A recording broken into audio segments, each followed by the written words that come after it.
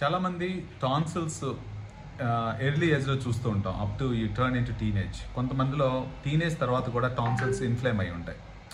వీళ్ళలో ఏమవుతుందంటే మామూలుగా సర్వసాధారణంగా అందరికి వచ్చిన దగ్గు జలుబు ఎక్కువసేపు ఉంటుంది.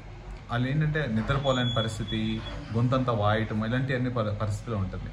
ఇలాంటి సిచ్యువేషన్స్లో ఎందుకు టీనేజ్ దాటిన తర్వాత కూడా టాన్సిల్స్ ఇన్ఫ్లేమ్ అయి ఉంటాయి అని చూస్తే కొన్నిసార్లు not always because of the infections. ఒకసారి ఏమవుతుందంటే వైరల్ ఇన్ఫెక్షన్స్ వచ్చినప్పుడు టాన్సిల్స్ కొద్దిగా పెద్దవి అవుతాయి.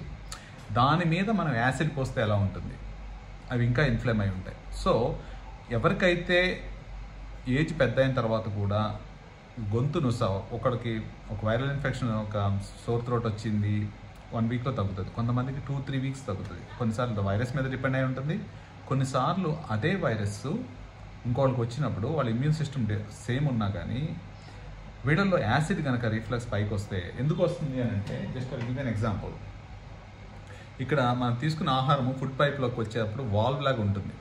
ఈ వాల్వ్ క్లోజ్ అవ్వకపోతే డైరెక్ట్గా యాసిడ్ పై వరకు వచ్చి ఈ టాన్సిల్స్ని ఇరిటేట్ చేస్తూ ఉంటుంది.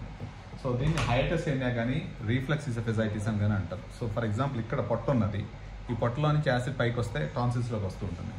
సో అలాంటి సిచ్యువేషన్లో ఒక పేషెంట్ చిన్న రావడానికి వాట్ సింటమ్స్ డూ గెట్ అమ్మా? సో మీకు టాన్సిల్స్ ఎంత ఫ్రీక్వెంట్గా వస్తుంటాయి?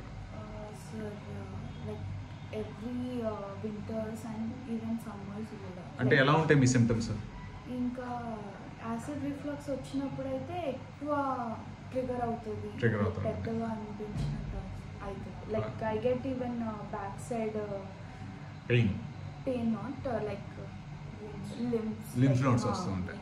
ఓకే, మీకు ఫుడ్ గొంతులోకి వస్తూ ఉంటుందా, యాసిడ్ పైకి వస్తుందా?